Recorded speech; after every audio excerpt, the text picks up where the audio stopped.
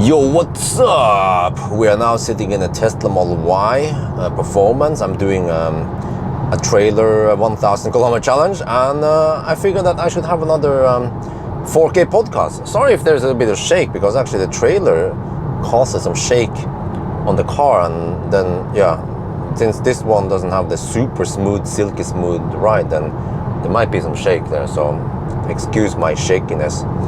But yeah, so the topic today is about range on electric cars. So, I heard recently in the news that Toyota, of all brands out there, man, Toyota, they are aiming for 1000 kilometer range on their cars. But that got me thinking, is it really needed? I mean, even Roadster, the 2020 Roadster. Roadster, Tesla claimed that it will have 1000 kilometers range, or 600 miles, right, of actual highway range, and they claim 200 kilowatt hour battery. But that got me thinking, is it really needed? Because that's a little bit overkill. It would actually be better if the Roadster was equipped with roughly 120 kilowatt hour, and that would make the Roadster lighter. And by the end of the day, you might not need all that range anyway. So yeah, I mean, okay, you hear this all the time. People say, the people who are stuck in the fossil past, they say that I don't want to switch over to electric until we have 1000 kilometer range, and it can refill or recharge within 5 minutes. But you see, this is actually the 1000 kilometer challenge in a nutshell. Why did I make this challenge in the first place? Because I kept hearing those people say, but we want 1000 kilometer range, then we will consider electric cars. I think that's just based on it's a lack of knowledge.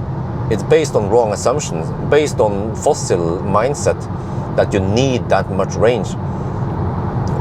So my idea with the 1000 kilometer challenge was to show you that on a long trip, you have to stop and charge, but you still need to stop for food or pee break or whatever anyway. And then when I started the 1000 kilometer challenge I think it was in 2019, then we already had pretty good cars like Tesla Model 3 that could charge fast and have good efficiency and long range also. So my point was that as long as you can finish 1000 kilometer, or the challenge was to finish it in 10 hours, then that is good enough. And by the end of the day, I used to own fossil cars. When I took long trips with fossil cars, I would also stop and eat or go to the restroom and maybe stretch my legs a bit, maybe check Facebook. So when you travel long distance, you might spend 10 hours driving 1000 kilometers with a fossil car also. But people just don't notice that they're wasting time, literally, not driving and hammering it. Yeah, but anyway, so that was the whole point, 1000 kilometers. But I think it's just that people, fossil lovers, or people who never used EVs before, they are stuck in that mindset. Just like many people, they think that rear-wheel drive in an electric car is bad for winter, but everyone who has owned a Tesla Model S rear-wheel drive, or actually many other rear-wheel drive electric cars, they can approve that electric cars, they don't follow the disadvantages of fossil cars when it comes to rear-wheel drive. And the same thing, my claim is that for electric cars, you don't need 1000 kilometer range or whatever. I used to own a Renault Laguna 1.9 DCI 2004 model. That's diesel, by the way, with 70-liter tank. And I had a video a long time ago. I did a challenge, which was to drive from Oslo to Bodø in a single tank, and I made it there, 1200 kilometers. The Laguna averaged around 5.6 liters per 100 kilometers on that trip, and it was even winter. Well, you see, so yeah, fossil cars, they have that massive range, but did I stop during that trip? Yes, I stopped to eat, I stopped to pee, So, I mean, do we actually need that range? Well, we have to look at, fossil cars, they have a great advantage, because that they are running on dinosaur juice. Okay, I'm just kidding. They're running on fossil fuels, which has really high flammability. No, okay, that's also true. But they are really highly flammable. But they are highly flammable because they have really high energy density. The only problem is that they are not utilizing even half of that energy. That's a different story. But at least they have really good range, because you can just add 1 extra liter of fuel tank or whatever, and you can suddenly get a lot more range. So even my Laguna, with 70-liter tank, the 70-liter tank doesn't take up that much space versus, let's say, a 35-liter tank, right?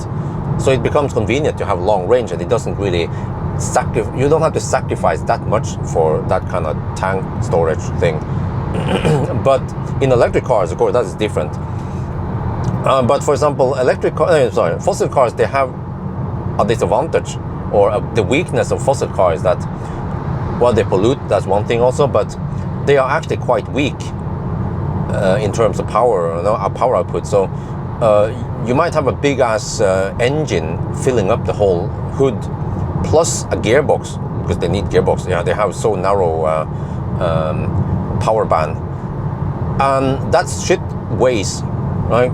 So like you have a big heavy engine taking up a lot of space and only outputs 150 or 200 horsepower, whereas electric cars, they will then have just a tiny motor, like 400 horsepower, in one small motor, and the inverter. So that's the strength of electric cars. But my point is that it doesn't cost, or it doesn't take much for for fossil cars to have that extra range. So that's why many people have gotten used to that. Well, if you have plenty of range on fossil cars, why don't we expect the same thing with electric cars? But do you actually need it? And also, let's not forget that we have more and more hybrids now on the roads. If I ask BMW or Audi or Volkswagen or whatever brand out there, right, that also has fossil cars, in Norway especially, but also in Sweden, how many pure fossil cars do you sell versus how many plug-in hybrids do you sell? And they can tell you that like about 70-80% are plug-in hybrids. They almost don't sell pure fossil anymore, because at least in Norway, if you have plug-in hybrid, you get some tax deductions. So yeah, so that's mainly why people buy hybrids, because they are cheaper, not because they are trying to save the planet. Same for electric car owners, right?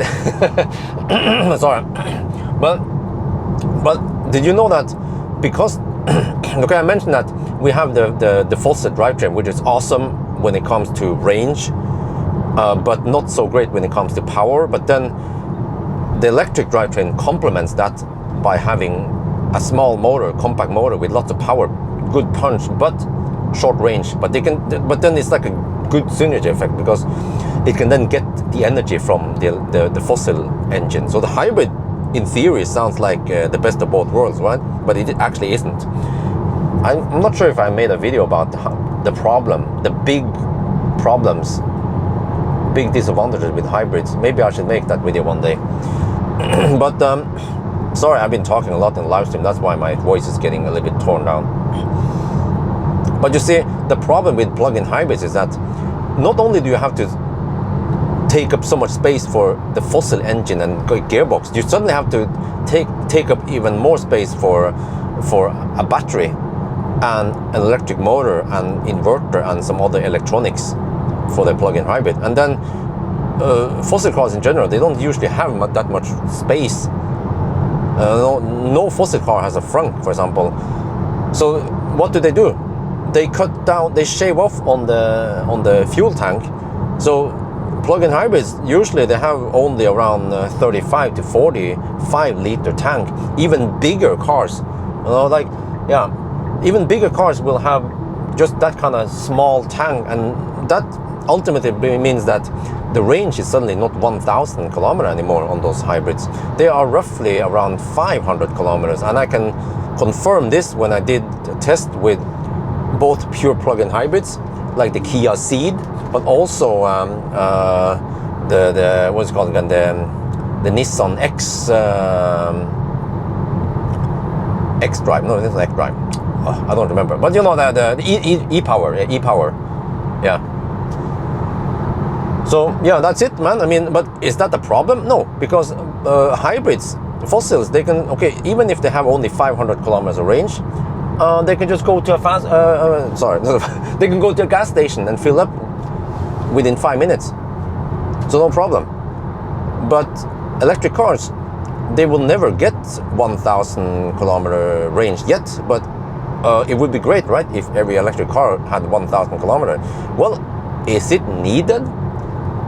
Because there are some disadvantages with getting 1,000 kilometer range, because no matter how cheap the batteries will be, well, okay, it has to be really cheap, but I mean, even if the batteries were dirt cheap, they still weigh something and they still take up space. So that even in the future, when we have higher energy density batteries and they charge blistering fast, well, actually, that's a good thing.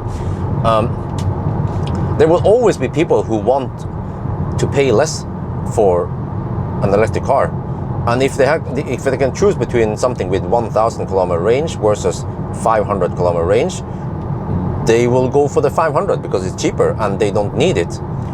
And then why don't they need it? Well, because I have experienced this for a long time, actually 10 years now, that as long as you have roughly 500 kilometers of range in an EV, and as long as you have cars that charge fast and that are efficient, and as long as you have plenty of fast chargers, then on long trips, the human becomes the bottleneck, not the car.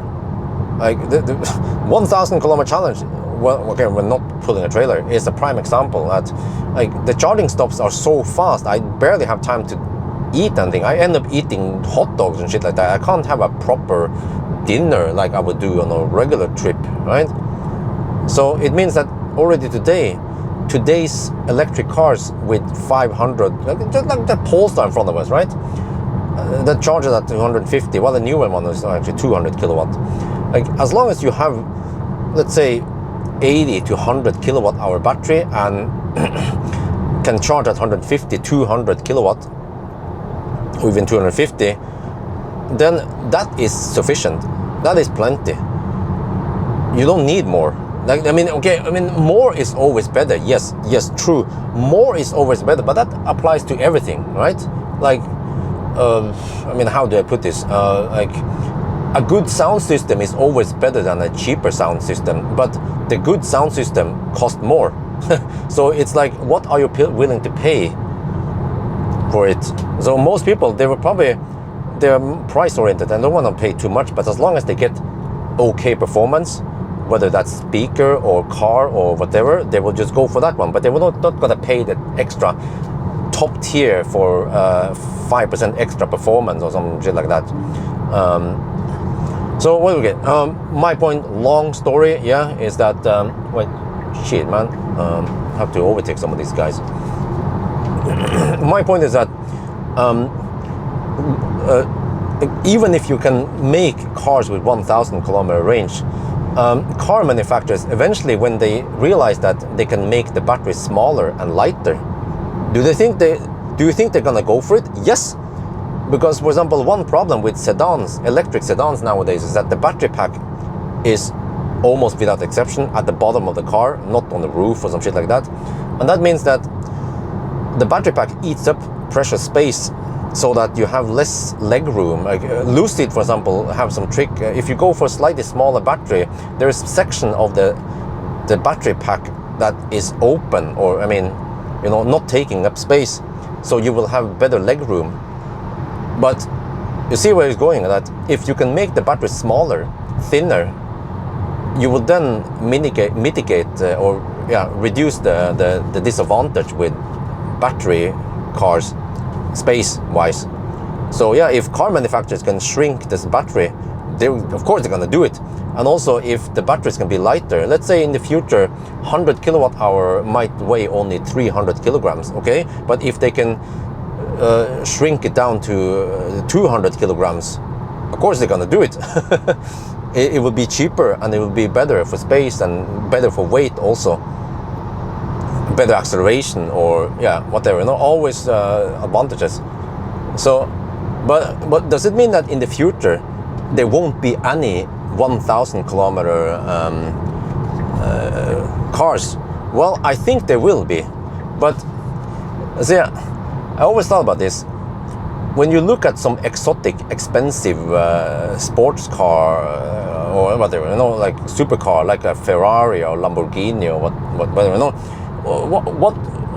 what is so special about those cars? Well, they look cool, they're expensive, so you're paying for that Louis Vuitton brand or whatever, you know, you're paying for the brand, paying to show off that you have money. But another thing that was associated with those cars is that they were fast. Whereas all the fossil cars you see around here, you know, they have only 100, 200, 100, 150 horsepower, but those exotic cars, they would have 400, 500 kilometer, or no, sorry, 400, 500 horsepower, and they can do it. People will be like, oh, how fast is 0 to 100? You know, they would be bragging about that shit. But ever since Tesla came out, and then more and more electric cars came out, the gap between affordable electric cars versus exotic super fossil cars have been smaller and smaller, so that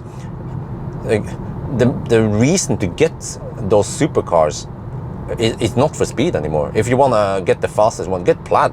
You know, Plaid is going to beat all of and most of those cars. So electric drivetrain has the advantage that you can make them compact and you can have so much horsepower. It's like when you compare CRT screens versus LCD. You know, if you want to have let's say if you want to have 50-inch, or that actually today it's quite common to have around 60, 65-inch flat screen at home. If you want to have 65-inch CRT screen, you probably have to fill up half the room with CRT tube. It's going to be ginormous, and that's almost the way fossil cars are. Wait, is it? Okay. That's almost the way it is with fossil cars. If you want to have 1,000 horsepower in a fossil car, you have to have some humongous radiators. You have to reject massive amount of heat, just like Bugatti Veyron. You know, the Veyron is blistering fast, but it's also a thirsty beast. And when you're getting 1,000 or 1,500 horsepower, which is about 1 megawatt of power, you then have to reject 2 megawatt of heat, or maybe even more. It's this insane amount of losses. It's like a ginormous CRT screen you need to show off for your buddies. But then when LCD technology came, it was way better. Okay, LCD had its disadvantages, yes. For example, when it comes to resolution, CRT, it's analog, so you fire that beam, and even if it hits, the photon hits between some of those lines, it doesn't matter too much. But with LCD, you would then see some pixelation, or if you're not running on the optimal resolution that the panel has, then there will be some you can see it's not that pretty. Okay, there are some tricks with anti-aliasing and stuff like that to try to smoothen out it, but of course eventually, once things got better and also latency got better and color and everything got better on flat screen, then nowadays flat screen just dominates. Nobody uses CRT anymore, maybe except for some, I don't know, hospitals, or do they even use that there? But okay, let me get where. Oh man, the power! Oh shit! Yeah. But okay, but yeah, my comparison with the CRT, whatever, is that the same thing, you know, fossil cars. Is that fossil cars, they are so inefficient and so big. But with electric cars, you can get so much power. Like even like the Polestar we saw earlier has over 400 horsepower, and it can match those exotic supercars. So then, what is the point of buying the supercar then? Well, you can get supercar. You can maybe in the future you can get electric supercar with 2,000 horsepower. Yeah, why not? But there is a problem. If you have that high power, the human again becomes a limitation, because you will then apply massive G-forces to the human driving it, and you know those are not astronaut trained people. Those are not F1 drivers. Those are regular people with lots of money, maybe. And okay, if nobody dies in an accident, there might be some lawsuit where people, I didn't expect the car to make me dizzy or get a blackout because of the massive acceleration, right? We wonder what's gonna. I wonder what's gonna happen with Roadster when it comes out. But okay, so okay, but how do you make a car exclusive then? If you offer something expensive, well, you can offer nice interior, yeah, massage, but even affordable EVs today, like especially Chinese cars, they already have better massage than the German cars.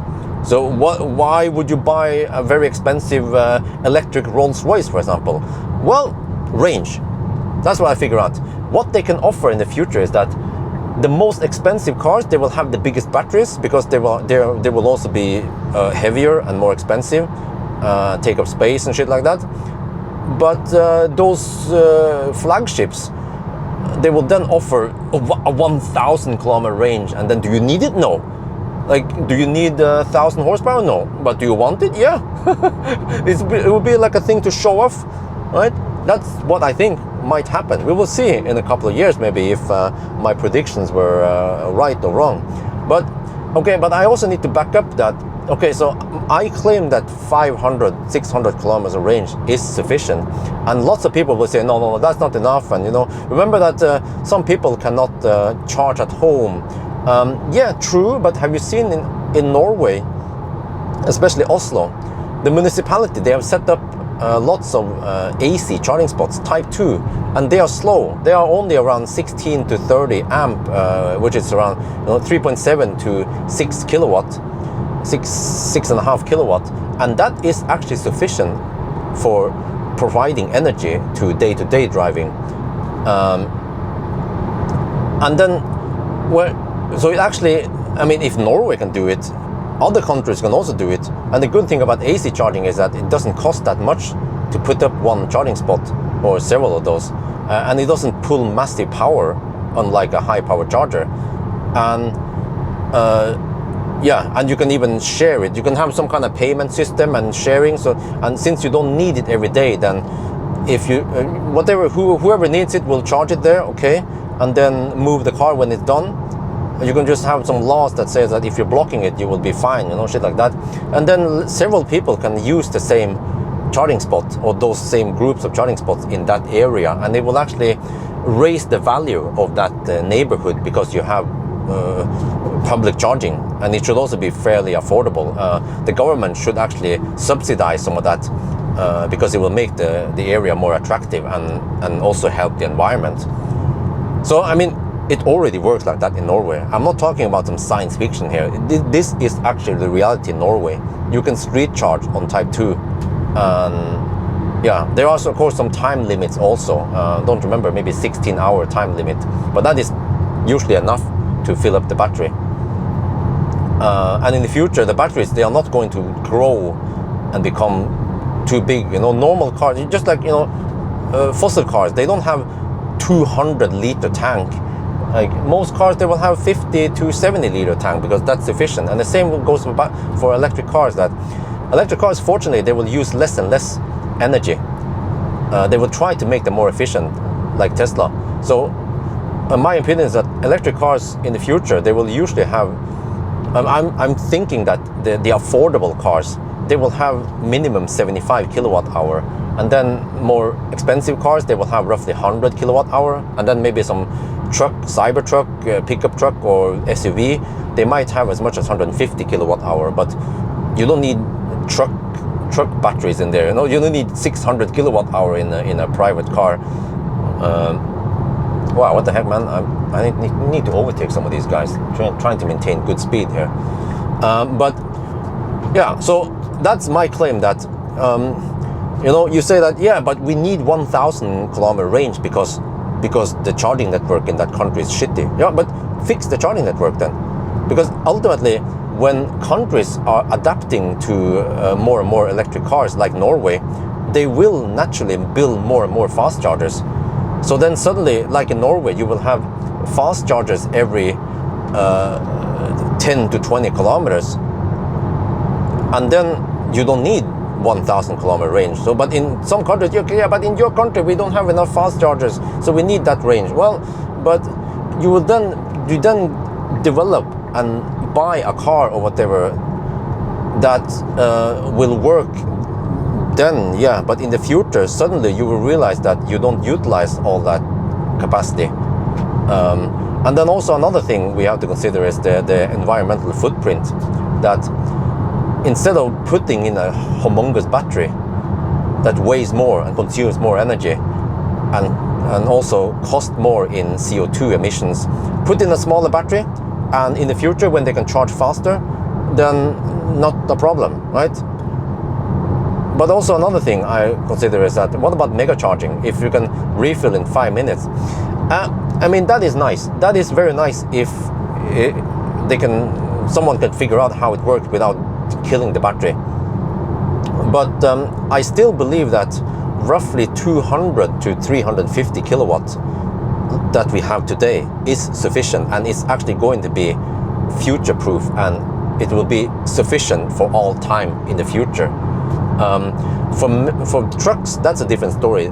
Trucks and buses, they naturally need more power. Just like, you know, when you press the whatever button, or when you refuel at the truck stop, the pump can run at higher liter per minute because they just have a ginormous tank. But private cars or smaller cars, they don't need that much charging speed. I mean, simply because there's like an upper limit of how much energy a car consumes per kilometer, and that's not going to change. It's not like if we have cheap and big batteries, suddenly the cars will consume more for no reason. They won't. You know, it doesn't work like that. But of course there will be cars that will have bigger batteries, like more pickup trucks and more vans or whatever with big batteries compared to today. And even, yeah, speaking of big cars, I'm just hammered by this one. You know, in the future, yeah, there will be RVs that doesn't weigh a shit ton and that can actually have okay range and charging speed. So there, on those cars, it makes sense, yeah. But I still think that even for an RV, getting 350 kilowatt is sufficient.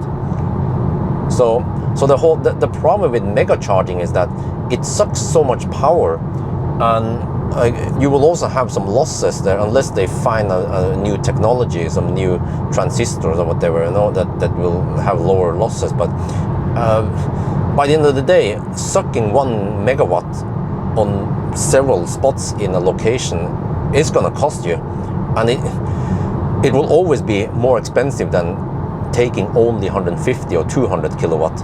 And if you can choose, you know, if you know that you're going to stay there, you know, for example, if you know you have a food stop and you will spend 45 minutes there, you have your family with you, okay, do you choose a mega charger that costs more, or do you choose a 150 or even 100 kilowatt charger, right? Of course you go for the cheaper one, because you then know that it will hurt the battery less, or it will cost you less losses or stuff like that. And it might also be because of practical reasons, because if you can just plug in at the spot, and then you know that spot is going to take 45 minutes by the time you're back, no problem. But if you have to plug in at the mega charger and then you have to wait 5 minutes for it to finish, and then you move the car, then you're basically lost 5 minutes. So yeah, it sounds rare, but I mean, I think mega chargers for like oh wow, there's so many Polestars here, shit man. I think mega chargers are I think it's actually a little bit hype. I mean, I think people driving mega charger forward could be the same people who think that we need 1,000 kilometer range, and because they have the mindset of fossil car. They don't understand that you can just plug in at home or at work, or swap even, yeah, and that you don't need the range. And there's every time I say something, there will always be someone who argues against it. Okay, but I have my arguments ready.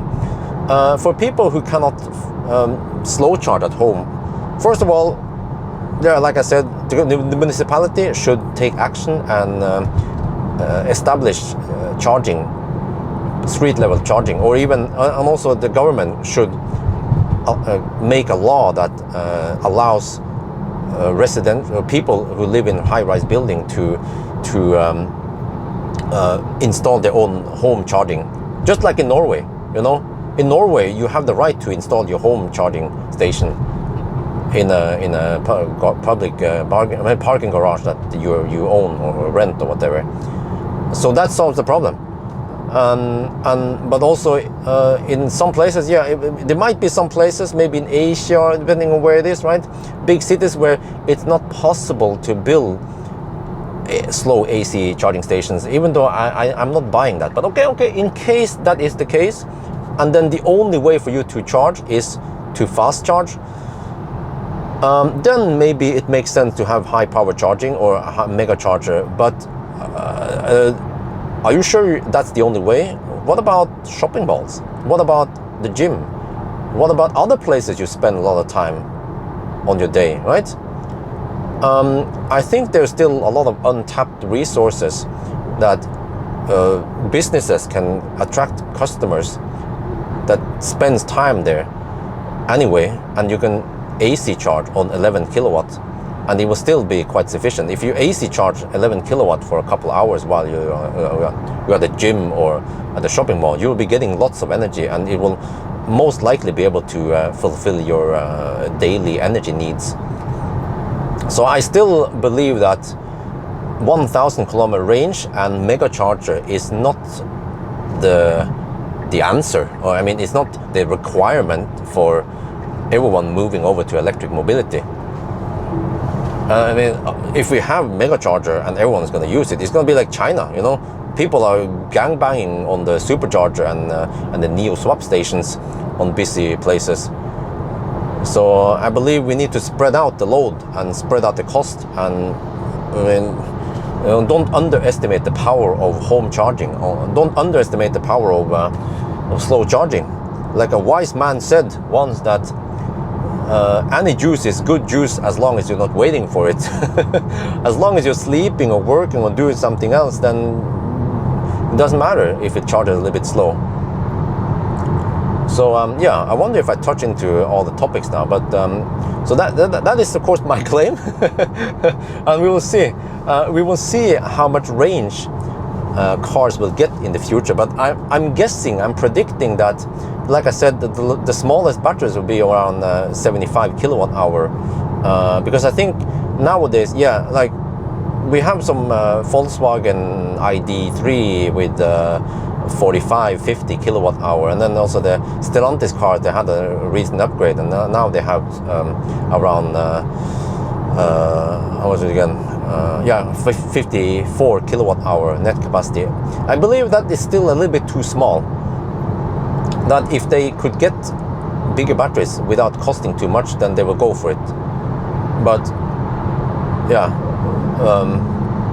budget cars or affordable cars, they will never get 1,000 kilometers range, because it would just be too expensive and maybe too big, too heavy, and too big disadvantages. So and I mean, what does it? So back to the but the point is that you need to convince these fossil lovers that they can move over to electric. So if 1,000 kilometer range or 5-minute recharge can convince them, then that's the way to go, right? No, I think there are other ways to convince these guys. You know, I mean, eventually your neighbor, your friend, or your colleague will get an EV with only 500-600 kilometers range, and then they will be using it for day-to-day driving and also going on vacation and shit like that. Well, that's a Skoda. Man, there's so many electric cars in Sweden now, and they will be using the cars for just like a fossil car, more or less. And when you ask them, did your life quality go down? Did you have to wait a lot? No. Especially nowadays when you have a supercharger, man, freaking supercharger all over the place. So the supercharger is one big step towards killing one of the big myths or one of the big disadvantages with the electric car, which is laderstau, charging queues. Supercharger network is just insanely good. The only minus right now is that it's 400 volt based. But at least most cars nowadays, they are 400 volt based, so they don't take any major disadvantages on that one. Yeah. But yeah, so you know, I would assume that car manufacturers, they could probably log this and figure out how many kilowatt hour they use. For example, you know, I would like to know, for example, Mercedes EQS 120 kilowatt hour. Do they have any anonymous data on how many kilowatt hour the users actually use? I mean, it could also be misuse in that regard, that they drive around home and they charge it to 100%, and then they discharge it down to almost zero before they plug it in. But that is misuse, in my opinion. If they have the opportunity to slow charge and stay between 80% and 30%, right? They should do that. But it must be they can figure it out, you know. If they look at all the data and they see that, no, okay, you charge to 100% and then you draw it down to almost zero on the EQS within just a couple of hours. That is a typical path that you are using the whole battery. But my claim would be that even for EQS owners, or maybe even Plaid owners, or you know, they are not utilizing that much of the battery. But yeah, you can say, but having a bigger battery will then reduce degradation. That is true, but there are other means of reducing degradation. You can then, for example, you know, like Tesla, they've been having it since day one. You can set charge limit. That should be a standard feature on most cars, rather than charging it to 100%. Even if you have a buffer, I've seen that the German cars with buffer, when you charge to 100%, it is actually 96%, which is still not ideal to stay at 96 for too long. But there are ways to prevent the battery from degrading too much. So yeah, that's my claim. I mean, I want to ask you guys, how many kilometers of range do you think EVs need? Do you agree with my claim that roughly, let's say 400 to 600 kilometers of range is sufficient, and then maybe some of the premium cars, they will offer, I don't know, 800 to 1,000 kilometers, but that's the premium price you have to pay. Yeah, and also that my claim is that roughly 200 to 350 kilowatt charging is sufficient, because I have experienced it myself, that is so fast that it is fast enough for me. I can't keep up with the car, man. Yeah, so anyway, I think that's going to be it for now. I hope you guys enjoyed this video. As always, thank you for watching, and talk to you later.